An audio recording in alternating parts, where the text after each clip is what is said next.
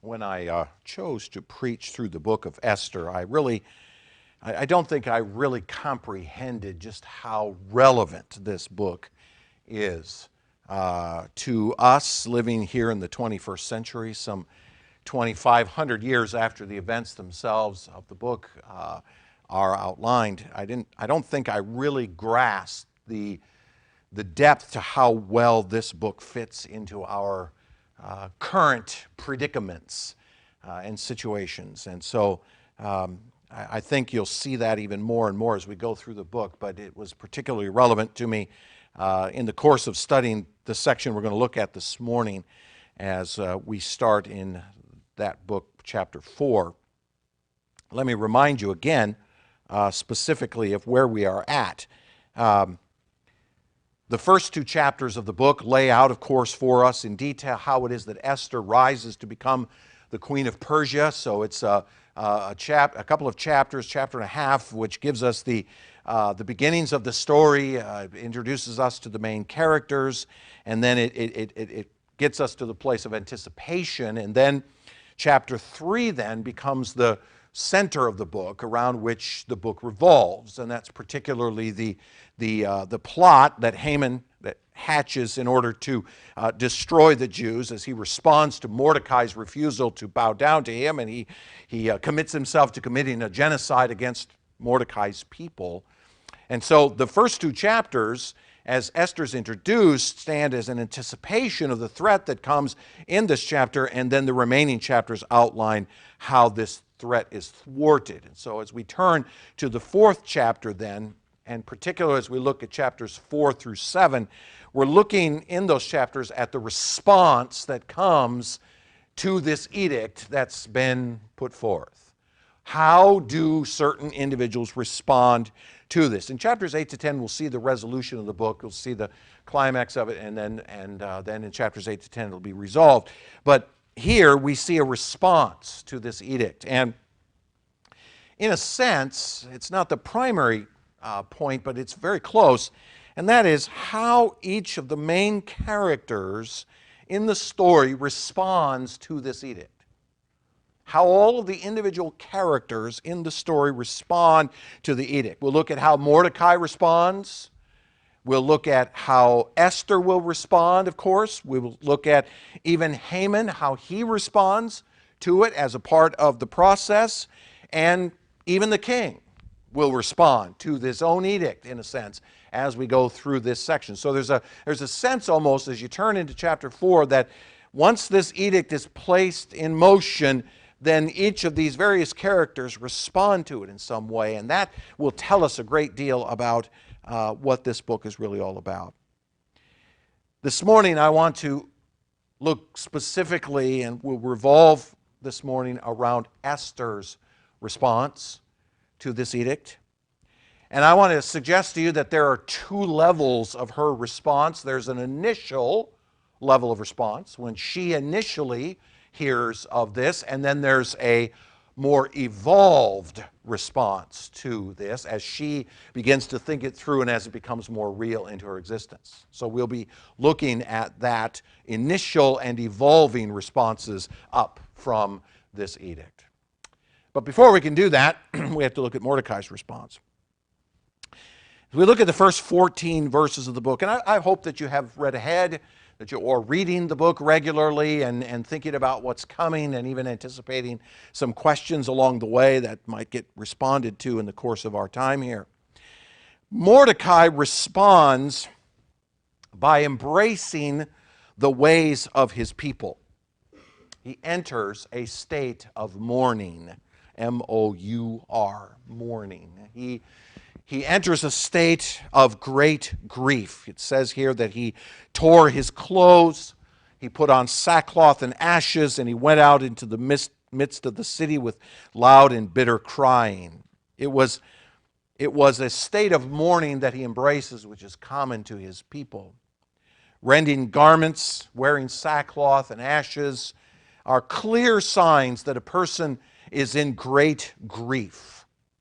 Now, this is common to the Jewish people. As I said a moment ago, he embraces the customs of his own people. We see it throughout the Old Testament. In fact, all of redemptive history up to this point contains this particular aspect of grief and how it is expressed. You see it first in Genesis 37, when Jacob mourns over the loss of his son Joseph. He thinks he's dead, so he rends his garments and he goes around in sackcloth and ashes, Genesis 37. Hezekiah, in the midst of the history of the kings of Israel, in 2 Kings 19, rends his garment when he is told that a great force is amassing against him. He rends his garments and he goes around in grief. And then at the end of Jewish history in Nehemiah 9, as the people hear the law read by Ezra, they rend their garments, they put on sackcloth and ashes, and they go around in great grief. It was common to the Jewish people. So it would have been ordinary for Mordecai to do this. It would have been ordinary for him to respond in this way. Something that his people culturally understood. Now, that does not imply that it was not common in other cultures, because it was. In fact, there were other cultures that used the same process of grief. In fact, if you look at verse 2, the end of verse 2, it says that no one was allowed to enter the king's gate clothed in sackcloth. The implication of that being that there are more people than just the Jewish people who could have participated in this form of grief wearing. But the king didn't like any of that sort of thing in his palace. Always keep a happy face when you're in the palace. And so someone wearing sackcloth and ashes was not allowed to enter in. It was typically accompanied by times of prayer and times of fasting and times of weeping and lamenting. Even Mordecai himself goes around with loud cries and bitter cries, part of the response of wearing ashes and sackcloth. So it was typically accompanied by these other aspects of life. Now, let me note for you that this form of grief manifestation was in response to three different kinds of grief that might come into the life of an individual. And I mentioned all three of them in the verses that I gave you to you just a moment ago. First of all, and obviously, it is when grieving the loss of someone in death. The actual mourning process. Somebody dies, you put on sackcloth and ashes, you go around and you grieve after such a death. It's to seek comfort. Now you say, well, how can you seek comfort in this manner? I mean, it doesn't seem to be comfortable to wear sackcloth, right? If you've ever worn a burlap bag, you know that it's not very comfortable. You should try it sometime if you haven't. It's itchy and it's designed that way. That's exactly the point. It's designed to be to remind you of the mortality of the body. It's designed to remind you that you are in a state of grief. It's designed to make you uncomfortable, which keeps you in that mindset of being grief. Secondly, you put on sackcloth and ashes in the face of great evil or tribulation that is to come. Not just in times in which death has come, but when you are facing some great tribulation, some great evil. And the idea is to seek God's help. This is why Hezekiah put on sackcloth, because he went before the Lord and said, we are in grave danger. There's an enemy coming against us. We need for your help. And so he would magnify that sense of prayer and fasting by virtue of wearing this kind of accoutrements. And then thirdly, not only was it for grieving death or in the face of evil, but it was also a form of confession and repentance of sin. A sense of humility before God, a sense of shame before God. That's why the people put on sackcloth and ashes in Nehemiah 9, because they had heard the law and it tore them to their souls that they had not been keeping this law and that they had deserved to go off into exile because they had not kept this law. And as they hear it read, it becomes for them their conscience. And they put on sackcloth in order to come before God in confession and repentance. It's in humility of shame. It's shame. It's an outward manifestation of the grief that one feels internally. It's an outward way of showing, if you will, what you feel like internally. The whole outward look of being unkempt. And I resurrected that word this week. I haven't used it in a long time. Unkempt.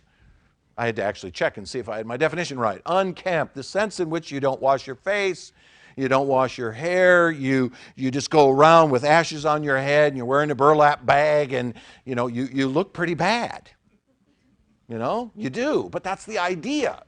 You go around feeling outwardly like you feel inwardly. And it's designed to show others the depth of pain that you feel internally. It's designed to help others see it. Now I realize that the Jews often would wear sackcloth and ashes almost in a prideful way of showing off how much grief they had. But that was not its original intention. In fact, I would argue that the three examples that I just gave to you a moment ago were genuine responses to grief, genuine responses to evil, genuine responses to sin.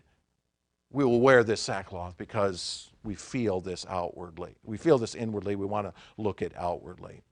So Mordecai responds by embracing the ways of his people, as did the Jews as a whole. You read down into verse 3 and you see that they too enter a state of national grief. They enter a state of national grief. This is an empire-wide response of the Jewish people. I'm confident that the word got out fast that this edict had been placed against them. It wouldn't have taken long for this to go from village to village, province to province, all across the Persian Empire. The entire diaspora of Jews rises up in grief over the edict set against them. And that, of course, makes perfect sense. I mean, after all, they're facing their own extinction within 12 months. I think my response would probably be the same. They respond with this national grief. But I want to pause here for a moment and ask a question. I want you to think about this for a second. Who were these people at this time in history? Remember, I touched on this at the beginning of the book when we talked about these Jews who were here in Persia and the timing of this event. Who are these people? And the answer is that these are a people who have purposed to remain scattered amongst the Persians. Remember, the timeline was such that these events occur long after the remnant has returned to Jerusalem. Long after the people were given a decree by Cyrus that they might return to their native lands. Long after they were given that moment to make a decision. Do I stay here or do I go back to Jerusalem? And you remember, only about 50,000 of the original Jews traveled back to Jerusalem under Zerubbabel and Ezra, under Zerubbabel at the beginning. And there was another wave that went later under Ezra and another small one under Nehemiah. But they were not statistically big.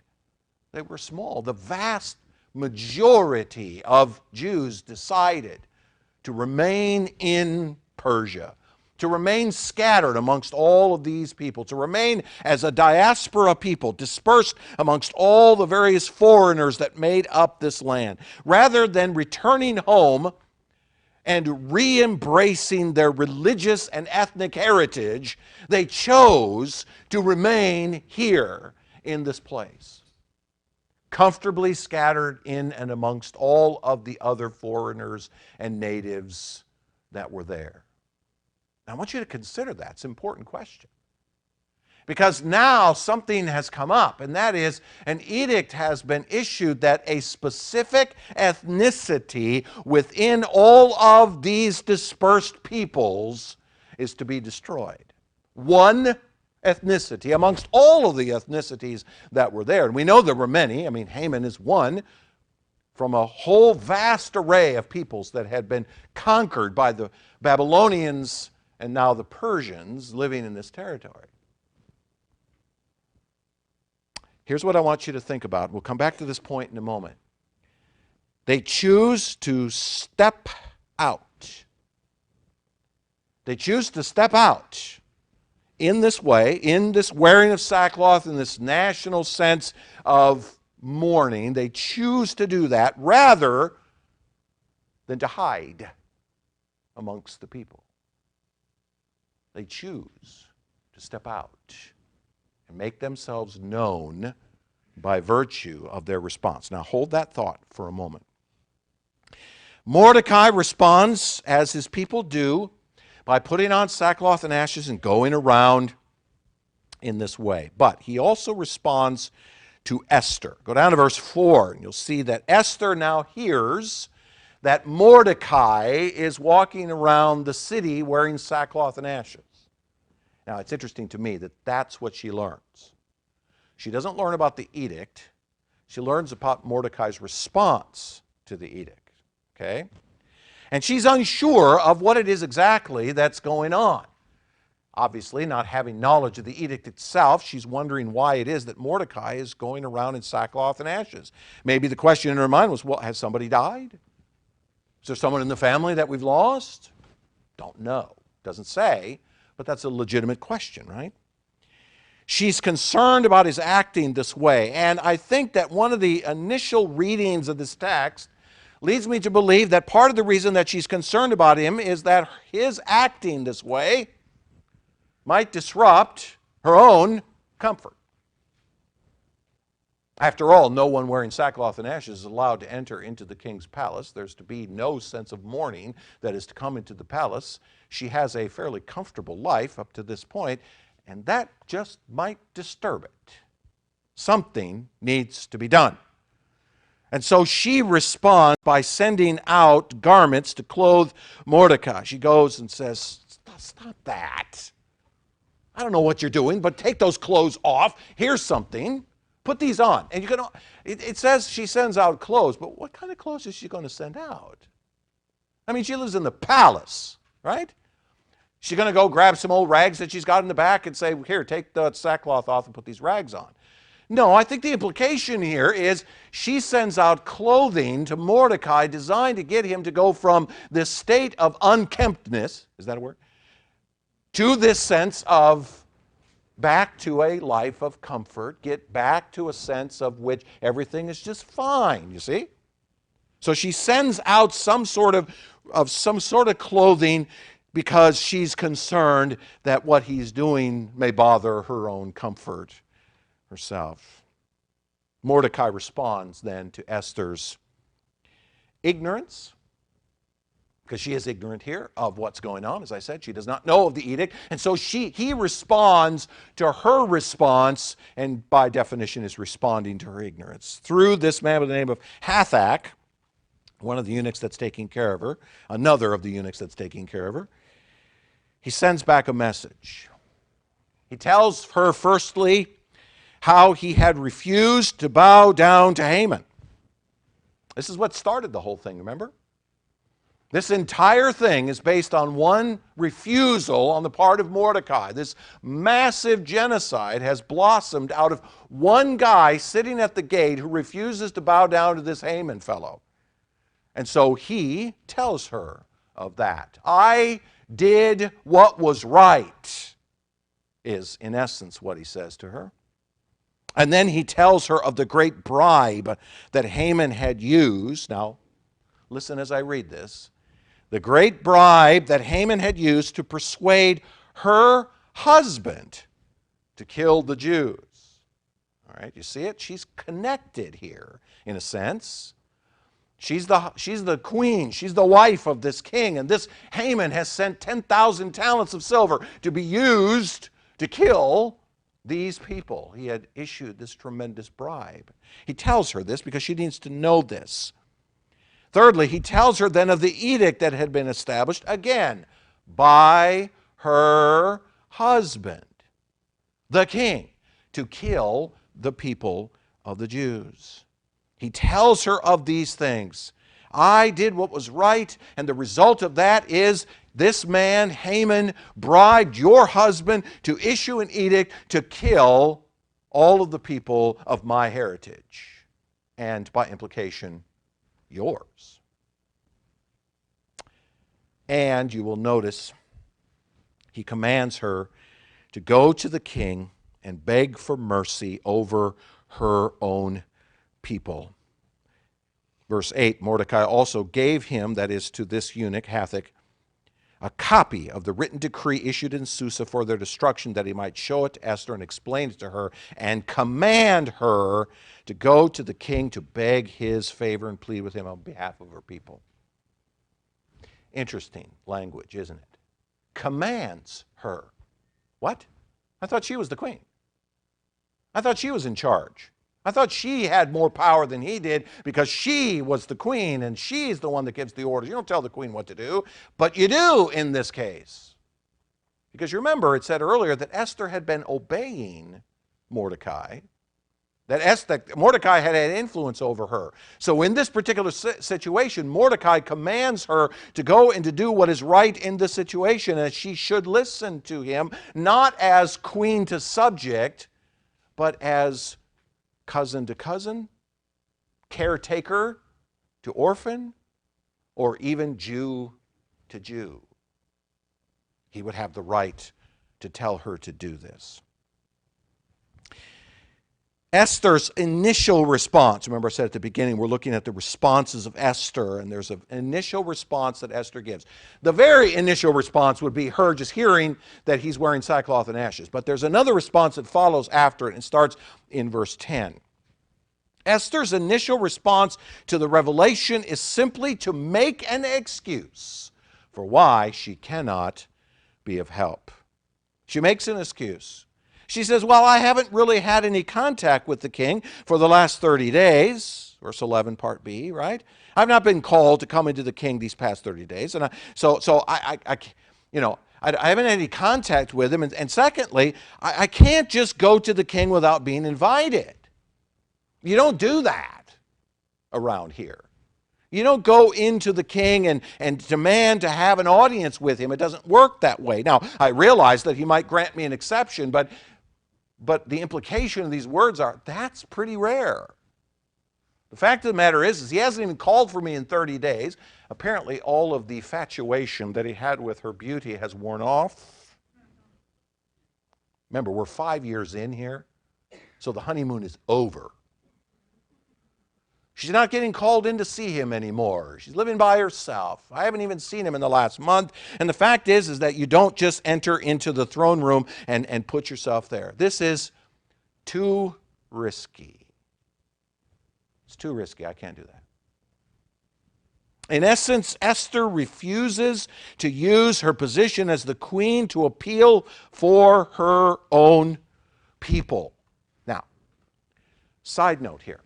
Don't forget, no one in the palace knows her true ethnicity. No one in the palace really knows who she is. She has been comfortably living as the queen of Persia for the last 5 years as a Jewish, but no one else knows that she's a Jewess. Nobody. She's been able to comfortably live in that place, hidden away in there without anybody really noticing that she belongs to the Jewish people.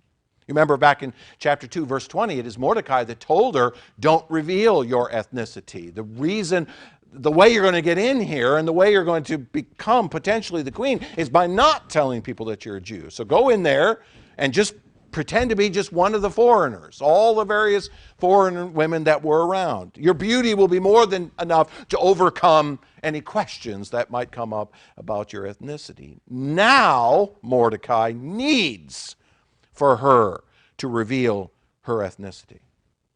Isn't that ironic? Another one of the ironies, one of the great ironies of this book. Starts off with, don't tell anybody. Now it comes to, you need to tell everybody who you really are. Mordecai needs for her to do this as a means of help. Again, it is likely that Esther has become very comfortable in the palace, melding right into the peoples that are there. Nobody really even notices it. Mordecai rebukes her for her unwillingness to identify with her own people. Now, you will notice the last statement of Mordecai's rebuke in verse 14. And who knows whether you have not come to the kingdom for such a time as this, right? It's where everybody focuses their attention. When you look at Mordecai's rebuke, that's where everybody goes immediately. And that's good, because it's a good piece of text. Obviously, it's Mordecai saying that maybe you, Esther, have come to the kingdom. You've come to the role of queen for exactly a time such as this. And I agree, this is a serious question pointing to his belief that God has probably raised her up to be the queen for this exact purpose. Okay, I get it. Yes, we've talked about this at length in this book so far. There's a great deal of the providence of God under his sovereignty where he's working the circumstances around Esther and Mordecai and others in order to accomplish his purposes. And there's no doubt in any of our minds that the question that Mordecai asks, and notice it's in the form of a question, that the answer to the question would be undoubtedly. Yes, you have been placed in this role of the queen because this might be exactly where God needs you to be for such a time as this. You can be the means that he will use to overthrow the destruction of his own people. But here's what I want you to notice. We know that in hindsight, not in foresight. We know that in hindsight. We read into this text because we know what's coming. She does not, nor does Mordecai. That's why he asks it in the form of a question. Maybe the very reason that you are on the throne is because this might be the exact purpose that God has put you there. But Mordecai, in reality, is only surmising this. He doesn't really know because he doesn't know how the story is going to turn out. So my argument is this. It's fair for us to go to that question and see it as important and recognize, yes, that indeed the sovereignty of God and the providence of his work in time and space has gotten Esther to this particular place. But let me suggest to you that it's secondary. The primary statement of Mordecai is found in the words before it. The primary words is what comes before it. The first part of the rebuke is much more important in this context. Notice what he says, starting in verse 13. Do not think to yourself that in the king's palace you will escape any more than all the other Jews. For if you keep silent at this time, relief and deliverance will rise for the Jews from another place. But you and your father's house will perish. He says to her two things.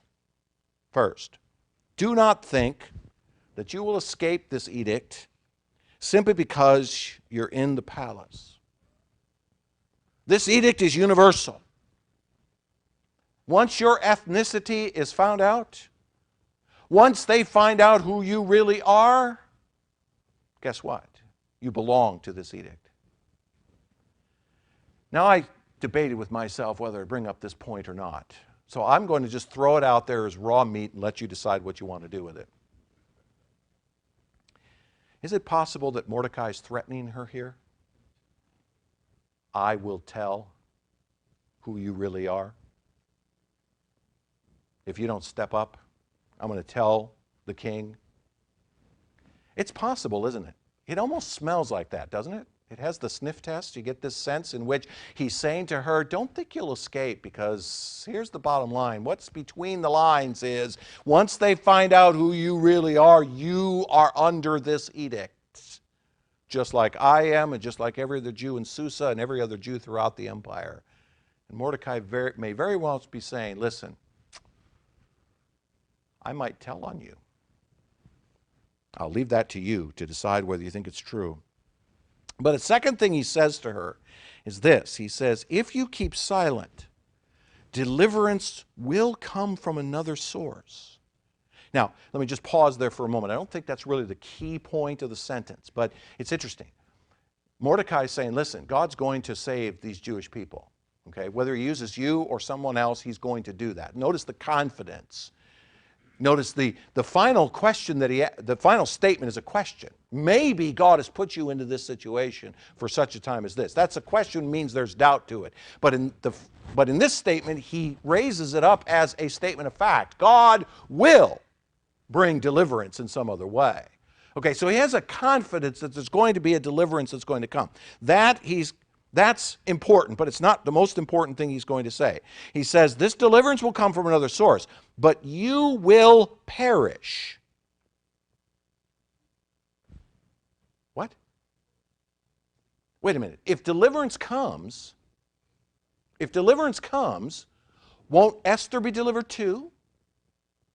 If the Jewish people are rescued in some other means, other than, say, Esther going to the king and pleading for her people, If God raises up, for example, an army to march up Susa and overthrow this king and thus eliminate this edict, wouldn't she also be saved? But Mordecai doesn't say that. Mordecai says, you will perish.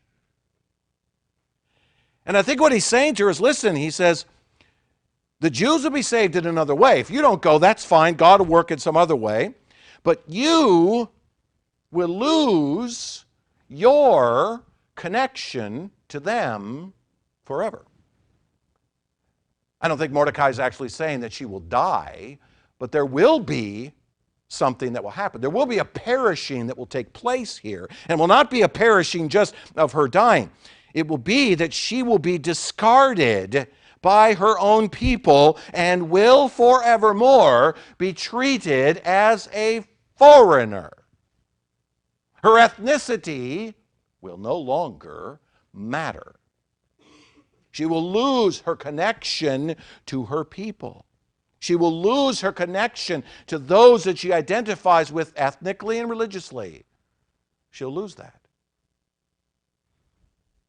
In other words, her failure to step up and identify with her people will make her an orphan forever.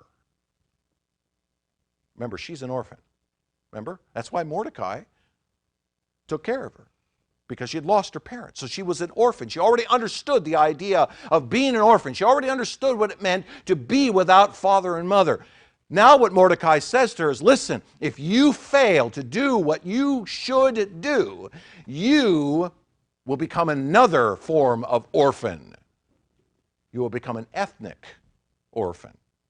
You'll be cut off from the Jewish people. Or, as we were talking a little earlier when I said that you should keep in mind this idea of the Jewish people stepping out rather than hiding around in and around those around her. The question is this: will Esther step out? Will she step out rather than hide amongst those around her? Will she step out? Her response then starts in verse 15. 15. I suspect that Mordecai's words to her, not the words about you're in the right place at the right time, but rather the words that came before that, the threat upon her that if God did in fact deliver his people in another way, she'd be left behind, had a tremendous effect upon her. She decides to identify with her people. She calls first for a fast in preparation to this.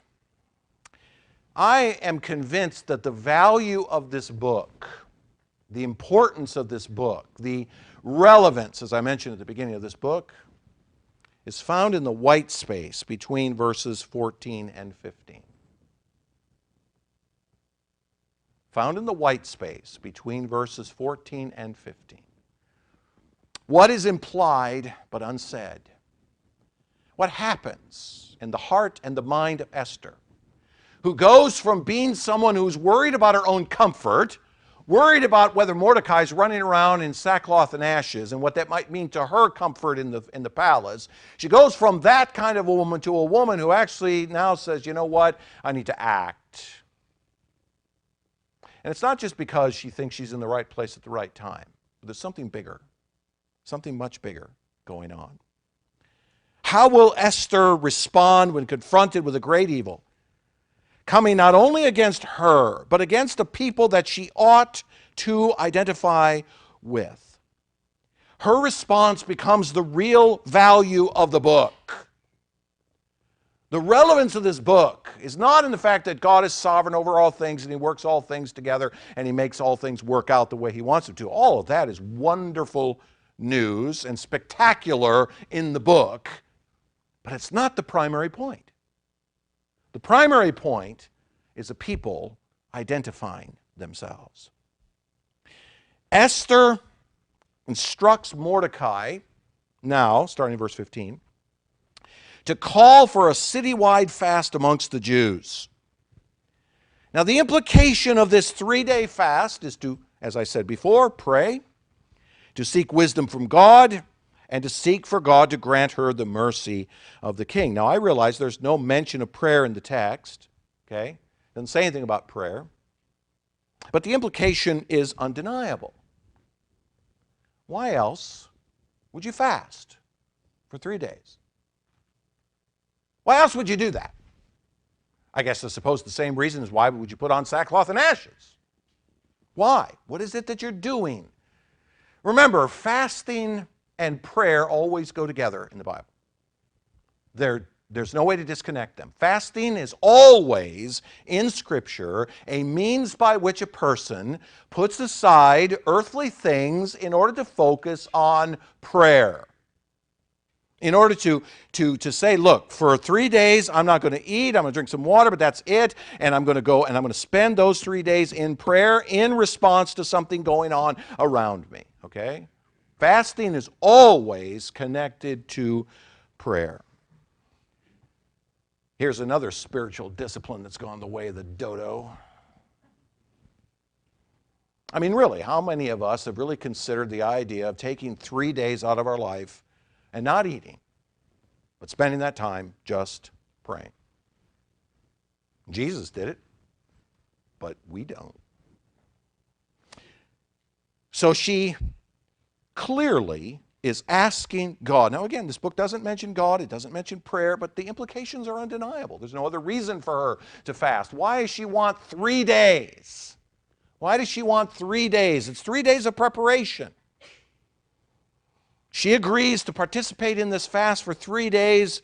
Again, the implication is to pray for the same. And she admits the possibility that the king will fatally reject her, right? If I die, die. Whatever. If I perish, I perish. So be it. But what's her point? Her point is, I need to prepare and I need to accept whatever cost will come. I find it fascinating, the leap from verse 4 to verse 16. The woman in verse 4 is interested in her own comfort. She's distressed about Mordecai wearing the wrong clothing. To the point in verse 16, if I perish, I perish. Whoa. Esther chooses to stand up and be counted amongst the people of God. I said to you at the beginning that I find this book of Esther to be very relevant to our day and times. It's so particularly relevant that as I was scrolling through some blogs this week, particularly through the Gospel Coalition blog, I found an article written just this week. The article was written by Mike Cosper, June the 19th, and the title is The Esther Option. Ah, hey, that catches my attention. I ought to read that, see what this guy has to say. In the article, the writer mentions the fact that what we see happening around us amongst Christians is a great question that's being put before us, and that is, how do we, as true followers of Christ, those who embrace a biblical worldview, how do we respond to a culture that is opposed to us? There's been a lot of solutions that have been offered. I have a book on my bookshelf called The Benedict Option by Rod Dreher, and the book basically says that what we need to do now is we need to build our own little communities as Christians. We need to develop our own little worlds that we can live in. He's not talking about monastic life, where we go off to some, cave somewhere and live in the dark. No, he's talking about building our own little communities where we start to support one another economically, in a world that is opposed to us. And so we turn in. That's why it's called the Benedict Option. It's build communities of people who have common interests and common beliefs and so forth. And true Christians are to work into this way. And this particular writer suggests that the Benedict Option is one choice, but there's an Esther option, he argues. He argues that this is based on this question of what do we do in the face of a culture that despises us. And here's what he writes. Quote, Esther is an orphan And Mordecai is essentially warning her that if she refuses to stand with the Jews now, she forfeits her place in her father's family. Her family line ends, and she will live and die as a Persian, cut off from the promises of God's people. This is Esther's crossroads. And it's the moment that motivates her to act. Again, the white space between verses 14 and 15. She too awakens. And what he means by that is like the diaspora Jews and Mordecai when faced with this existential threat. She wakes up. We have to ask similar questions. As the world around us applies pressure, trying to move us away from religion entirely or to abandon certain historic and traditional principles and doctrines, we have to ask ourselves whether we want to be a part of the family of God. Do we want to identify with His people, no matter the cost? Are we willing to endure persecution and ridicule for the sake of our inheritance?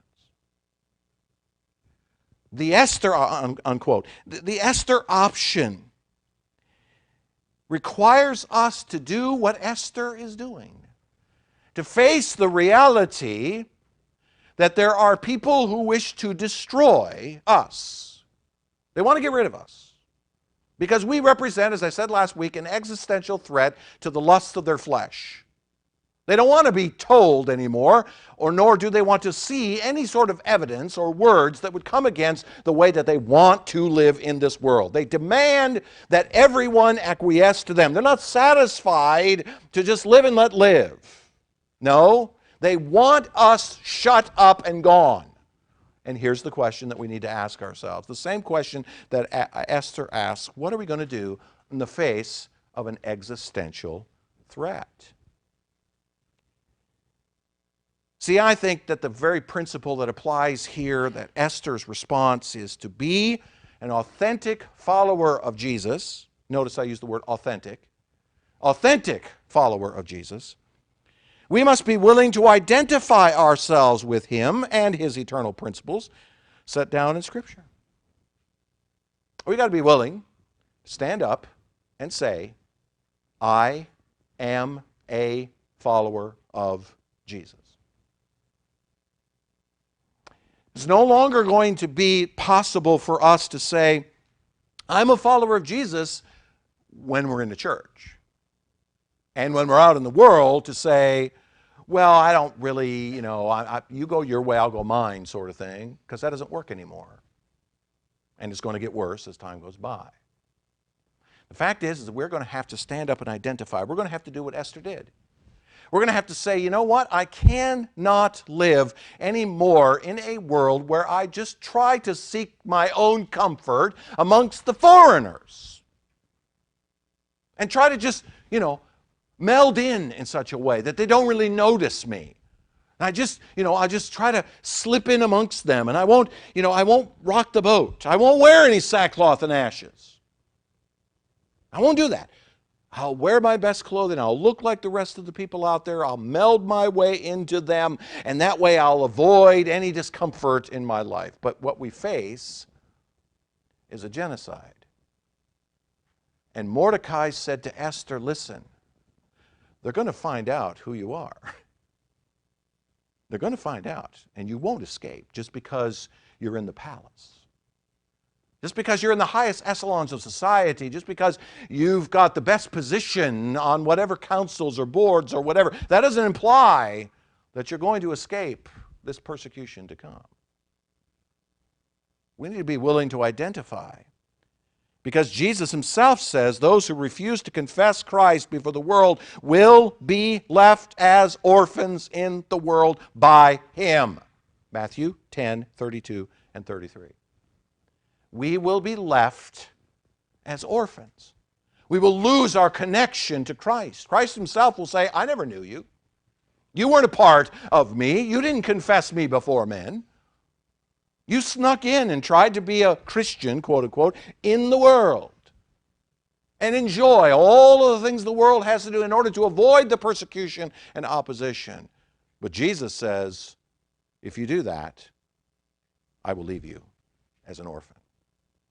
You will not escape the persecution that is to come. And I think that is the key of this story. What Esther calls for us to do is what she did. I will identify with my people. I will stand up. Mordecai did first. He stood up and said, I'm a Jew. Put on the sackcloth and ashes. He went around the city wailing and crying. And then all the Jews did throughout all the empire. They stood up and they put on their sackcloth and ashes, and they separated themselves from the people that they were dispersed among. They made themselves known. They didn't hide in the face of an edict that was designed to kill them. They stood up and said, I belong to that group. And so did Esther. She stood up and she said, I'm going to be identified with my people. Now go to chapter 5. The Sunday school version of this story portrays the response of the king to her entrance in a romantic way. Okay? This is the way the story is often projected, right?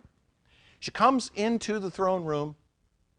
The king looks across this long throne room. He sees her at the end, and she's there. It says in verse 1, she puts on her royal robes, and she's standing there in all of her beauty and all of her magnificence. And once again, his heart goes thump, thump, and he reaches out for her to come.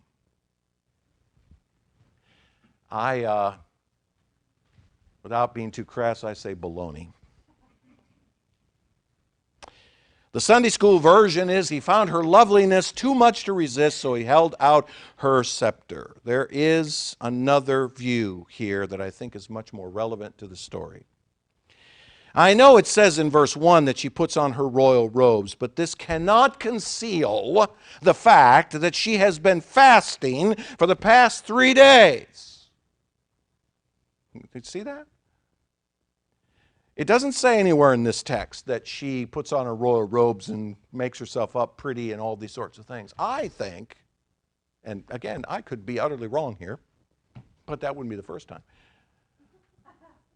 I think that she comes into this place, she has her royal robes on, but I think she makes herself look pitiful.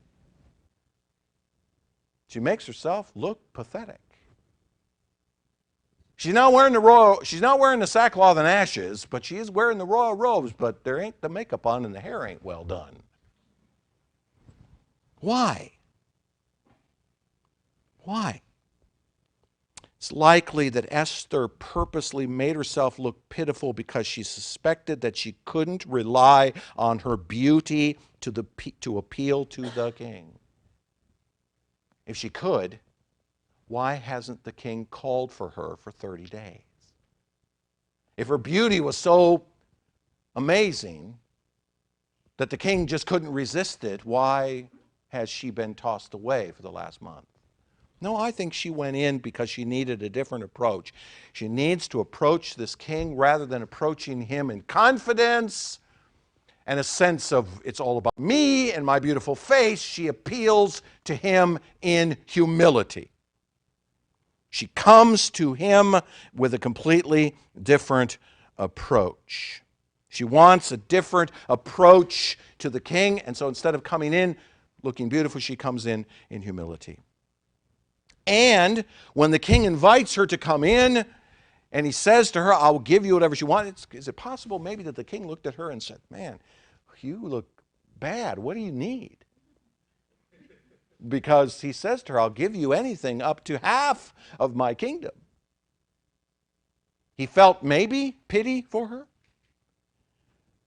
So instead of her coming and immediately asking him to withdraw the edict, she uses a different approach. Notice she doesn't immediately say to him, what I need for you to do, please, is to undo this edict. No, instead she tries a different approach. She invites both the king and Haman to a feast.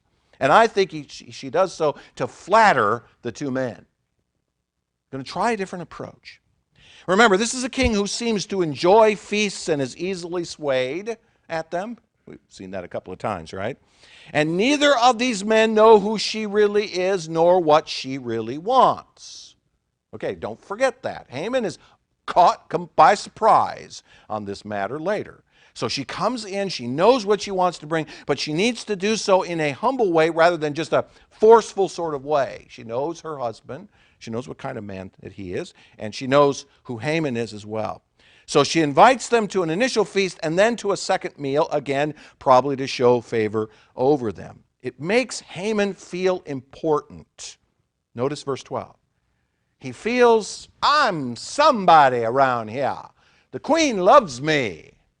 See?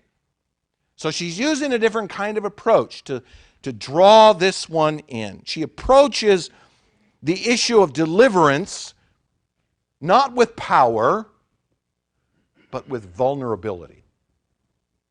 Vulnerability.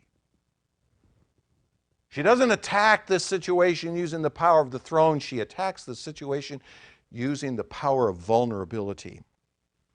Reading again from the article, quote, this too is a crucial piece of the Esther option. Rather than fight power with power, we walk the way of the cross. Stand by our convictions and make ourselves vulnerable.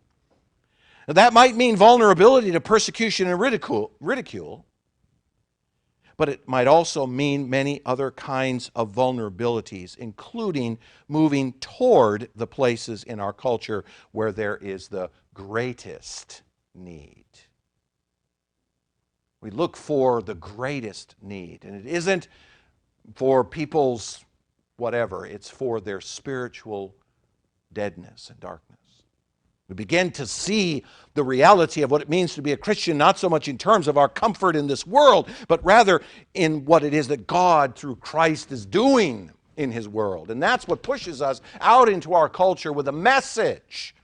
Yes, guess what? When we go out with that message, we're going to be persecuted and ridiculed for it, and opposed in every imaginable way. But we do so with a sense of vulnerability in it. True followers of Jesus Christ take the path He took. What path did He take? Did the Son of God come down and immediately put Himself upon the throne?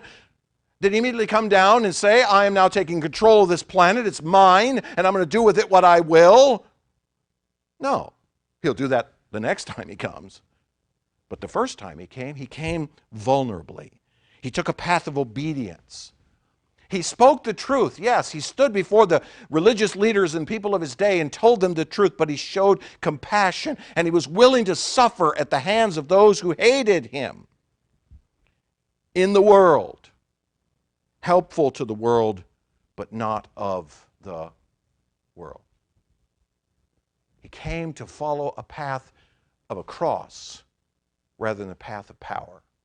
And that's what we're called to do.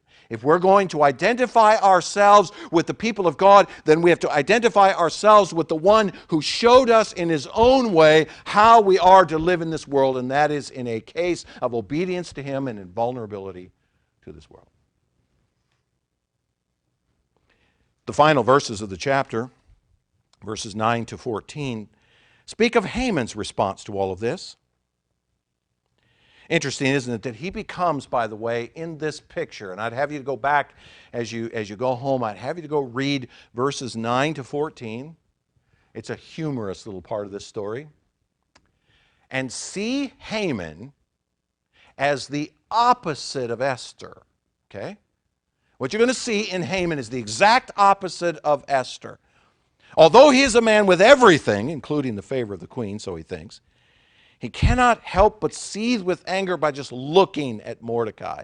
All of his position and his prosperity are worth nothing to him as long as Mordecai refuses to bow down and worship him. His wife's advice is get rid of him. Notice it's her advice. Get rid of him. Again, those who desire the world to worship their lusts and identities, seethe in rage at those who will only worship the living God. As I said last week, and I say again, Christians represent an existential threat to those who despise their Creator. We cannot escape being hated by the world.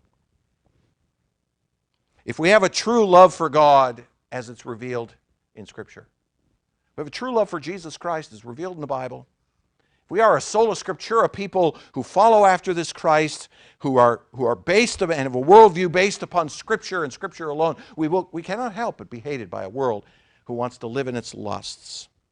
So we must respond to that hatred biblically. We must be willing to identify with the people of Jesus Christ and willing to give of ourselves to those in the greatest need with the gospel. That's what we need to do. The Esther option here is for us to step out and identify ourselves with the biblical worldview and obedience to Jesus Christ, no matter what the cost. If I perish, I perish. So be it. And God may, in His sovereignty and in His providence, bring deliverance. But He may not. Here's the reality. We need to be willing to identify ourselves with this Jesus Christ. We must be willing to confess Him before men. Because if you will not confess Him before men, He will not confess you before His Father in heaven. And we will be left as orphans. These are difficult days, and there is great opposition and persecution coming. We must not be naive. We must be ready to face it as it comes. Let's choose to be like Esther, going from a place where we are comfortable to a place of saying, if I perish, I perish.